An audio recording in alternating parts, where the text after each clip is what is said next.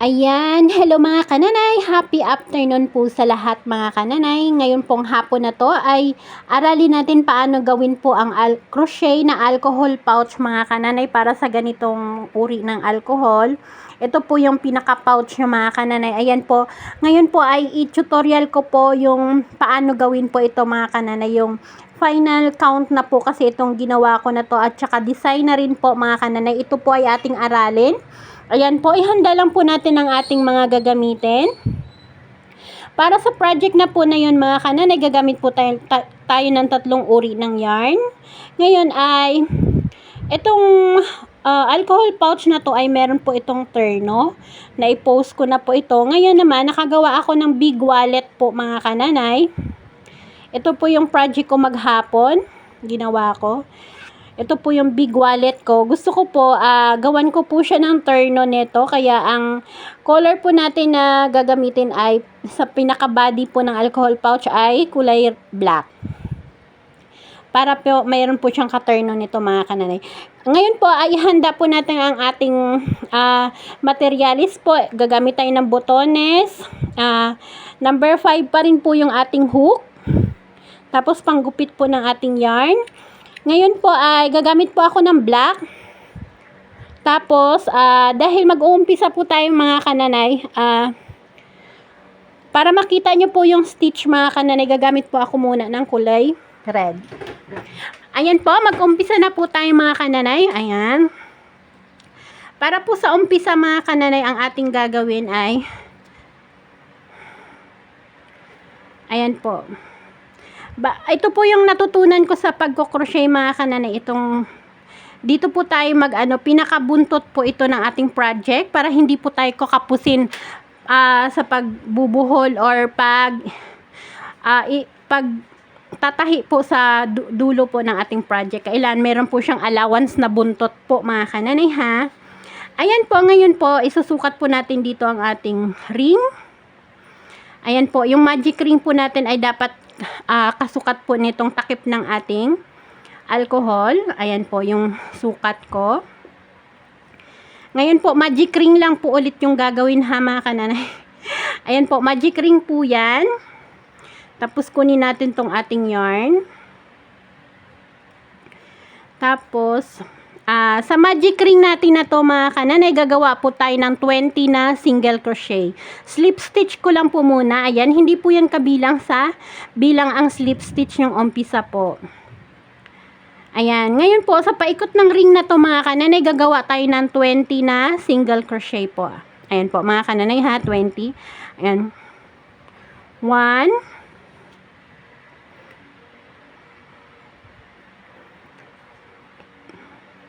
2, 3, 4, 5, 6, 7, 8.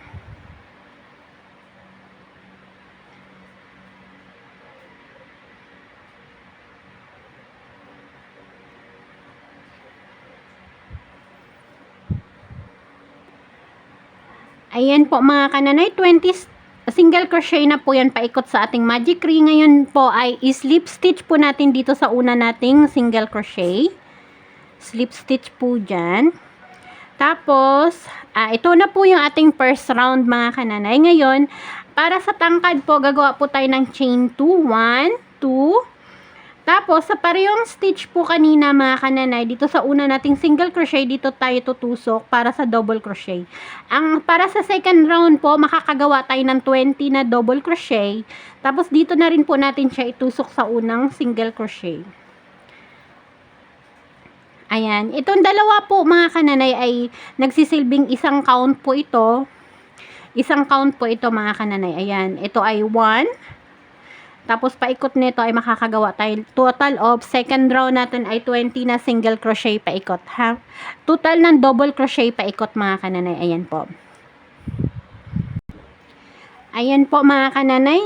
Second round po 20 na double crochet. Tapos dito po natin siya i-slip stitch sa ulo ng ating unang double crochet mga kananay. Wag po dito sa chain 2. Dito po mga kananay. Ayan, yan po yung first count natin para sa double crochet, slip stitch lang po dyan. Ayan, tapos na tayo sa round 2. Ngayon, punta naman tayo sa round 3, chain 2 lang po ulit. Ayan, para sa tangkad, tapos double crochet pa rin po, paikot dito, 20 pa rin po ang ating double crochet. Diyan po tayo tutusok sa unang stitch po, mga kananay. 1, 2, 3, 4, 5, 6, 7, hanggang paabutin po natin ng 20 po na double crochet pa ikot. Ayan po mga kananay, para sa third round, slip stitch lang po natin ulit dito sa unang double crochet natin, sa ulo nun na stitch. Ayan po, para mailak na natin ang ating third round. Ayan po mga kananay, punta tayo na tayo sa fourth round. Hanggang 5 round po mga kananay, 20 na double crochet pa ikot. Kita tayo sa 5 rounds ha mga kananay. Ayan po mga kananay, kanina ay nakapaghanda na ako ng kulay itim dahil kulay itim pa rin yung gusto kong katerno ha mga kananay. Sample ko lang yung red kanina dahil para makita nyo lang po ang stitch mga kananay. Ngayon nandito na tayo sa 5 round. Ngayon magpapalit po tayo ng sinulid. Ayan po, kung napansin nyo po, first round single crochet 20, second round to 5 round ay double crochet. Tingnan nyo po yung chain 2 natin. Di ba po maganda mga kananay, no? Parang naka-hide po siya. Hindi po siya masyadong halata dyan sa part na yan. Ngayon mag-i-insert tayo ng kulay green mga kananay. Ganito po yung gagawin. Naituro ko na po yan minsan. Pero syempre aralin lang po natin ulit. Ngayon po, imbis na kulay black yung kukunin ko dito sa part na to, mag-slip stitch tayo. Imbis yung sinulid na black yung kukunin ko, green po yung papasok natin ha mga kananay. Ayun, kita po ba?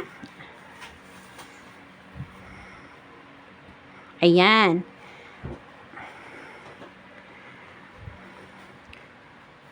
Okay. Hihigpitan lang naman po yan mga kananay.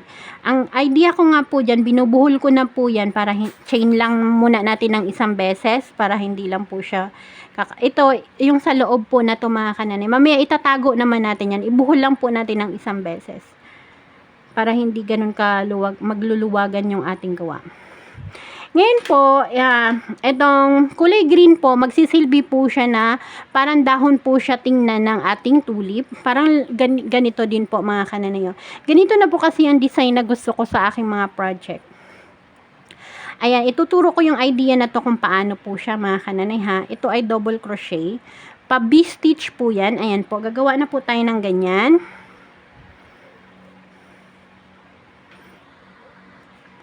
Ayan po mga kananay, di ba kanina ay nag-chain 1 na tayo? Mag-chain 1 lang din po ulit tayo para sa chain 2. Para sa tangkad pa rin po yun mga kananay. Ngayon, skip natin yung stitch na to. Skip 1 tayo. Mag-double crochet tayo sa pangalawang stitch. Double crochet.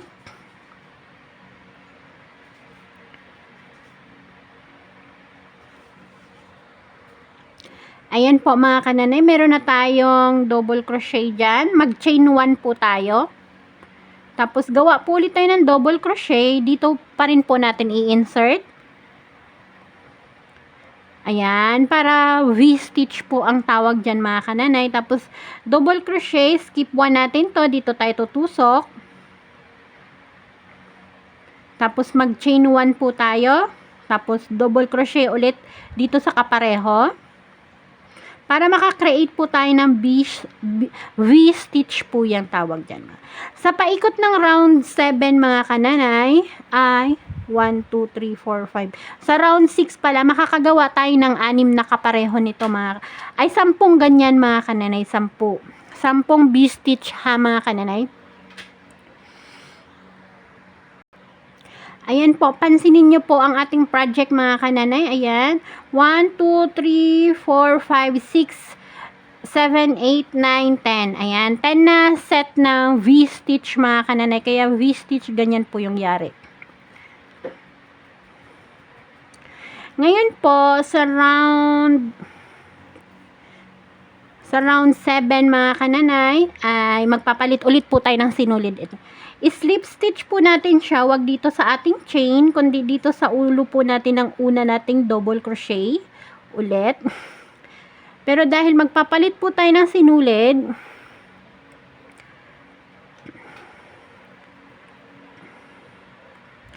ayan, magpapalit po ulit tayo ng sinulid mga kananay. Ayan, imbis na kulay green, ito naman yung para magsisilbing ating flower ng ating tulip. Ayan. Tapos, chain 1 lang po natin.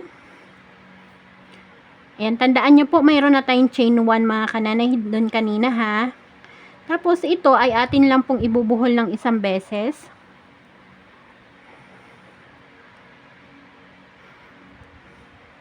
Tapos, pwede na natin gupitin ang ating kulay green.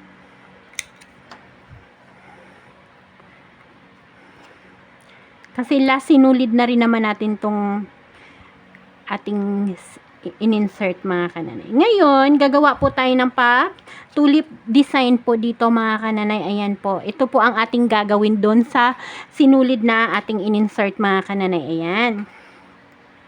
Ngayon po, ang gagawin natin ay chain 1. Nag-chain 1 na po tayo. Hindi na natin yung dadagdagan. Isang chain 1 lang ang ating gagawin.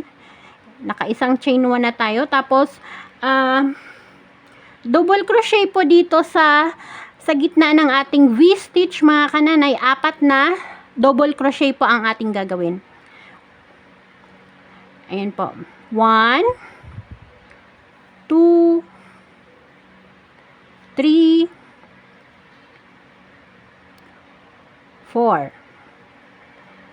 Ayan po, sa gitna po ng ating V-stitch ay gumawa tayo ng 4 na double crochet. Tapos yung una po nating double crochet mga kananay, itusok natin dyan ang ating hook sa stitch na yan. Tapos kunin natin tong ating yarn. Ayan. Tapos i-shoot natin siya dito sa una. Kunin natin. Tapos i-chain 1 po natin. Tapos, chain 1 pa po tayo ulit.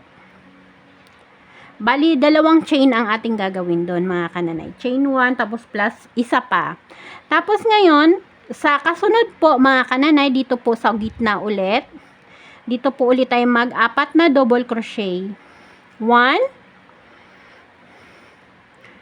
2,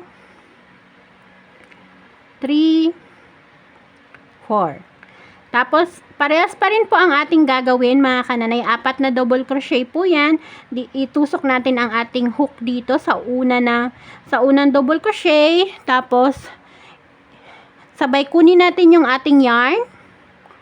Para i-shoot natin dito para magiging bilot po siya mga kananay. Pabilot style po siya.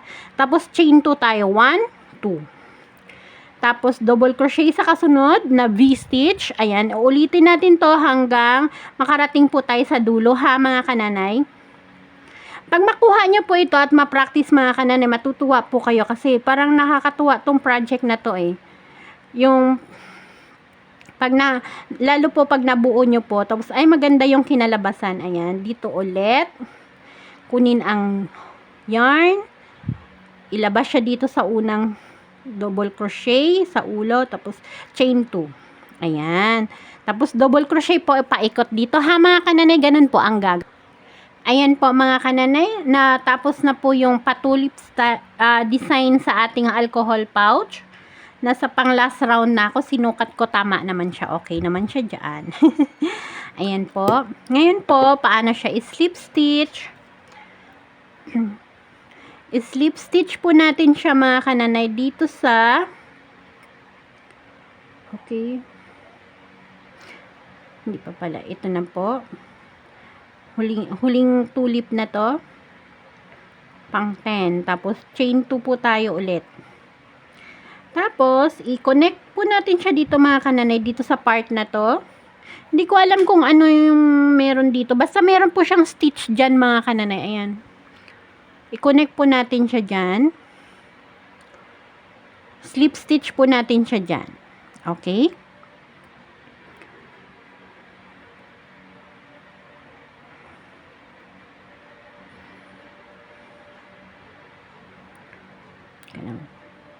chain 1 na lang ang aking gagawin. Para masyado siyang malayo.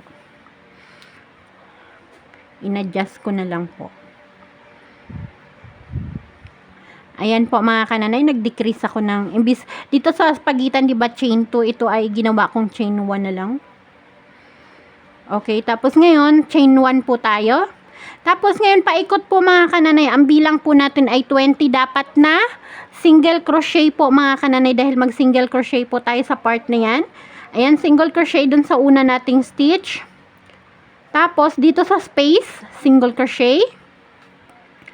Dito sa sinasabi kong parang may butas po dyan mga kananay, ayan, dyan po ang single crochet dyan. Tapos dito sa chain po natin, single crochet. Single crochet. Tapos dito sa pagitan ay single crochet. Tapos dito yata sa pinaka-flower. Basta po pag hawak nyo naman po ang inyong yarn tsaka hook. Tapos nasa project na po kayo. Makikita nyo po yung stitch na sinasabi ko mga kananay. Ayan, dito tayo mag single crochet. Paikot na po yan. Tapos sa pagitan. Single crochet dyan. Sa pagitan. Dapat po mga kananay, pagkatapos nyo po ng round na to ay ang bilang nyo po ng single crochet nyo ay 20. Okay? Tapos po mga kananay, para tapusin yung round na to ay slip stitch na po natin dito sa ating unang single crochet sa round. Ayan. Tapos chain 1 lang tayo. Tapos single crochet po paikot hanggang bali for single crochet, second round single crochet. Bali 3 beses tayo mag single crochet ha mga kananay, paikot. Ngayon po mga kananay, nakapag third round tayo ng single crochet. 1, 2, 3. Tapos ngayon ay mag chain 26 po tayo mga kananay. 1, 2, 3, 4, 5, 6, 7, 8. Okay, 8. Okay mga kananay, 20. Tandaan nyo po yung 20 mga kananay. Parang i-mark nyo lang po yung daliri nyo dito sa 20. 1, 2, 3, 4, 5, 6. Kaya 26. Ngayon po mga kananay, balik tayo sa 20. Dito tayo tutusok sa 20. Mas maganda pag tinandaan nyo na po mga kananay, kaysa magbibilang po kayo, mahihirapan po kayo. Ngayon gagawa tayo ng single crochet dyan sa 20. Ayan. Yung bilog na to mga kananay, kasya po yan yung ating tigpipiso na botones po dyan. Ayan po. Ayan po ha, technique pag nasa 20 na kayo, tatandaan nyo ng inyong daliri, tapos mag chain 6, tapos balik kayo sa 20 para sa butas para sa botones. Ngayon po, sa lahat ng stitch na yan, pabalik dito mga kananay, gagawa, single crochet lang po dyan. Lahat ng stitch ay single crochet pabalik. Okay, kita tayo sa ayan po mga kananay, nasa panghuling ano na tayo ngayon. I-attach natin siya dito sa ating part na to, dito sa stitch na to mga kananay. Ayan, slip stitch lang po natin siya sa stitch na yan. Tapos dito ay slip stitch lang din ulit. Isa pa nating slip stitch. Okay lang po yan mga kananay, hindi po yan halata. Ayan, chain 1 lang po. Tapos pwede na po natin tong gupitin. Tapos tago na lang po natin tong sobrang sinulid na to. Tapos bali ganito po mangyayari mga kananay. Ganyan po yung part na yan. Tapos bali dito natin ilalagay yung ating botones. Okay, kakabit ko lang po yung botones ha mga kananay. Tapos itago ko na rin yung sinulid na to. Okay? Ayan po mga kananay, happy to share po mga kananay na ito yung ating alcohol pouch. Ayan po mga kananay. Ayan, kaya pinili ko na saktuhan lang po dyan sa puwet na yan dahil maganda po siya tingnan mga kananay. Ayan po. Happy to share po sa ating crochet project na to mga kananay. Sana po panoorin po ng mga kananay at matuto po sila ng small project crochet na maganda. Pwedeng isabit sa bag. Ayan, pang regalo. Ayan, turn na po yan siya dyan mga kananay. Oh. Ayan, kung sino pwedeng mag-avail, meron siya, ipa-freebie ko yung bracelet na crochet din, yung mga ganun mga kananay. Ayan, happy to share po mga kananay. Maraming thank you po.